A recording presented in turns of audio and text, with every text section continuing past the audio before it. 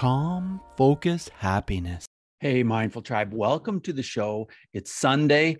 What is it? March 13th. It's Sunday, March 13th. And I'm really excited to be here with you. Like I always say, I feel like you're right here in the room with me. And I'm so excited to share just a few thoughts, a few mindfulness ideas, a few interesting thoughts today. And I thought, I'll talk about St. Patrick's Day because that's coming up on the 17th. And St. Patrick's Day is always something that we celebrate here in Canada. And I know it is in the United States. I'm told that it's not really celebrated so much in Ireland. It's a day that's celebrated here in North America more. But anyway, I would get dressed up in green and wear different kinds of things that would remind people of the Irish. And I would go out and I would be hired to play at piano bars and play in restaurants. And I played lots of different gigs on St. Patrick's Day over the years. A lot of times there'd be an upright piano, and I would just be playing all kinds of Irish songs and singing them, and people would be dancing and laughing and celebrating and drinking beer, and very often drinking green beer. Another thing that I'm told maybe isn't so popular in Ireland, but it is popular here in Canada, and I think in the United States too, is, people will drink green beer on that day. And I can just go back to the thoughts of many gigs I played where I was, playing that rinky-tink upright piano, and all kinds of customers would buy glasses of beer, and they'd be lined up on top of the piano, waiting for me to take my break. And then often I'd maybe have a beer, but a lot of those beers I would offer to friends and offer to people that were there to listen, because obviously I couldn't drink all that beer, but I'd have a tip jar up there as well. And it just brings back lots of memories of really fun times of celebration. And I thought, today I think I'll just talk about St. Patrick's and Irish thoughts that I have when I think back there. And so I put together 5 ideas that I think too are related to mindfulness. So why not? I thought, you know what? Whenever we celebrated those kinds of days, St. Patrick's Day and those kind of celebrations, there was such a social element. And I came to believe that the Irish are very social. I know that I haven't been to Ireland, but they have a lot of pubs, I think, and have a lot of, put a lot of, I would say, value into being social.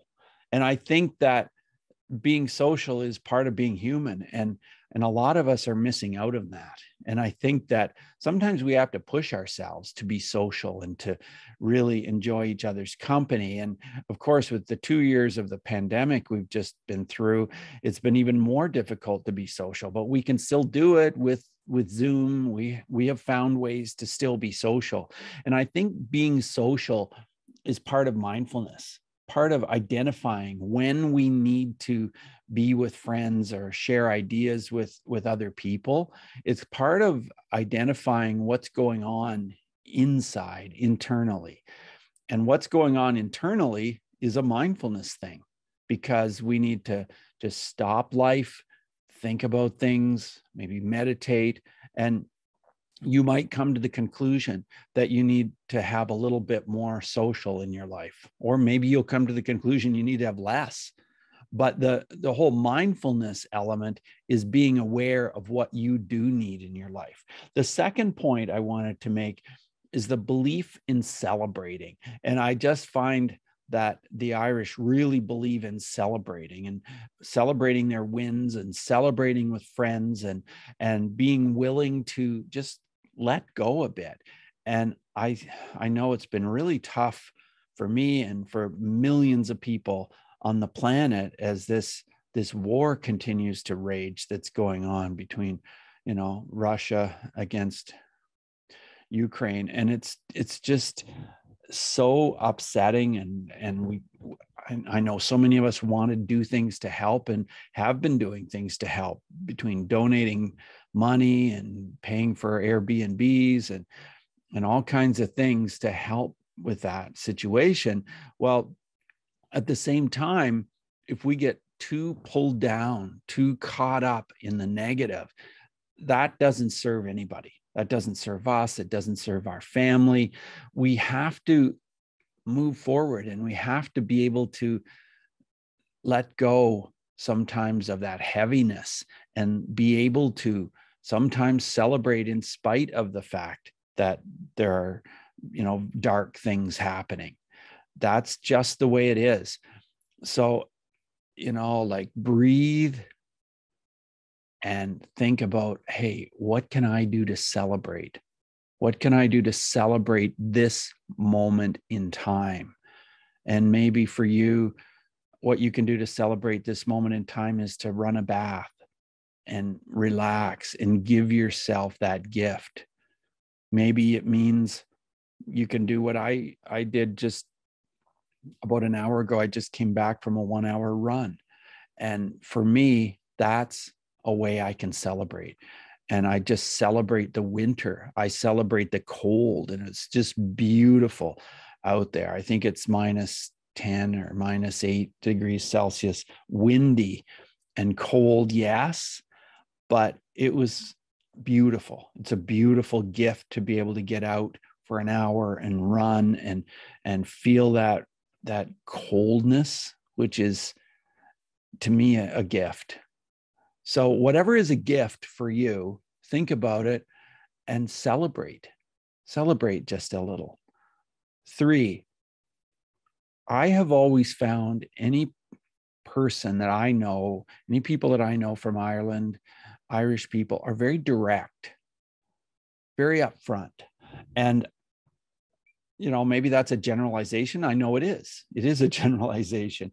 But I think that that's something that I could be more direct. I want to learn to be more direct. And I notice that in this country of Canada, and I think maybe in North America too, but I think certainly in this country of Canada, I think that maybe there isn't enough directness. Maybe we're too worried about hurting somebody's feelings, insulting someone. I mean, I think I see that here in Canada. I think I see it in me. I see it in my family sometimes, that we just really don't want to, we don't want to make waves. We don't want to upset people. I know I don't. But at the same time, sometimes you do. You just need to be direct, and you need to say things the way it is. I remember when I was playing for, I was playing for St. Patrick's Day one time in a little Irish pub, and it was a great atmosphere. Lots of people in there, and the air was thick with talking and laughing and singing and cigarette smoke back in those days too. And I accidentally started playing a song that wasn't Irish. And somebody was very direct. They were very direct. They came up and they said, if you don't stop playing that song, I'm going to grab you by the shoulders and drag you out of here. And I'm like, what? And it took me aback because it was so direct. And then I'm like, oh, yeah, I better get back onto the Irish songs. I'm not saying that was the best thing for that person to do, but they were very direct, and I didn't have to wonder what they were thinking. They were upfront about it and direct. And I think sometimes we need to be more direct. I know I do, like I said. Number 4, I've always found that the Irish stand up for their beliefs. They're not afraid to stand up for their beliefs. And that's part of being direct. It's just like, what are your beliefs? Get clear on what your beliefs are, and don't be afraid to stand up for what you believe in. I think that's really important in life. And I think it makes us be more grounded, causes us to have more of a sense of mindfulness, more of a sense of, we know who we are.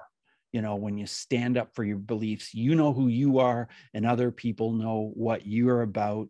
And I like to be open to other people's beliefs as much as possible. I do not have to agree with them. You don't have to agree with my beliefs. I don't have to agree with yours, but I can still be friends with you, I'm pretty sure, as long as we're open and willing to just kind of embrace each other in spite of our beliefs. The last thing I wanted to mention is about being steadfastly proud. And I've always felt that feeling from the Irish, that they're steadfastly proud and just not afraid to exhibit emotions. And that's something that I do see in my community, is that sometimes people are afraid to exhibit their emotions, afraid of their emotions. We feel like we have to sometimes push them away, push them down. And that's the thing that I'm always dealing with mindfulness, is that we need to notice our emotions. We need to be willing to see what are they, be willing to let them come to the surface. And the more you can do that, the more you can be willing to face your emotions and deal with your emotions, the better you'll feel in life. The more comfortable you'll be in your own skin, the less anxiety you'll have, the more confident you will be. All of those things. It's so important to just be willing to let your emotions come out. And when you think about some of the St. Patrick's Day songs, and some of them just pop right into my mind immediately. Whiskey in a Jar and the Black Velvet Band, Danny Boy. I mean, could a song be more emotional than Danny Boy? And the Black Velvet Band too. I mean, these songs have so much emotion in them. And When Irish Eyes Are Smiling. And I always think of the song, Who Stole the Overalls from Mistress Murphy's Chowder? And that was so much fun to do that song. And again, it's just being direct and upfront. And here's this person that had these overalls, and it's a funny song, but it's direct. And it tells you a little bit, I think, about the Irish. And so thank you so much for listening today and just thinking a little bit about mindfulness in a different context. And it's just a really nice thing to be able to think about this and not have to think about some of the heavier stuff in the world right now. We do have to think about it. But thank you so much for joining me, Mindful Tribe. I'll be doing some more interviewing soon and getting some more episodes up there. And thank you so much. Hey, Mindful Tribe, are you experiencing anxiety? Are you experiencing stress and tension and feeling as though, it's just difficult to move on? That describes the clients I work with. Clients who have had an awful lot of problem with anxiety and stress, and maybe some kind of habits that are holding them back. And through hypnosis, we get to the bottom of it. We get right in there and we talk about it. But with hypnosis, we get right into what is causing some of this in your subconscious mind, because your subconscious mind represents about 90 to 95% of your thoughts. And you don't even realize what those thoughts are much of the time. And through hypnosis, we can get in there and we can work at this. Doesn't mean we're going to change what's going on in your subconscious mind. It means we're going to become more aware of it and then deal with it and think of it differently in the conscious mind. And I am so happy to have helped so many people with their anxiety through hypnosis and coaching. And you could be the next person. If you're listening to this episode and you would like to let go of some of this anxiety, send me an email, bruce@mindfulnessmode.com, and put free session. No, you better not put the word free in there, because sometimes that doesn't get through on email, but put coaching session in the subject line, coaching session, send it to bruce@mindfulnessmode.com. And I would love to have you on a Zoom call for a free session where we can talk about what's going on and what's happening and how can I help you. because that's one thing I truly know about myself, is that I really love helping other people, and I would love to help you.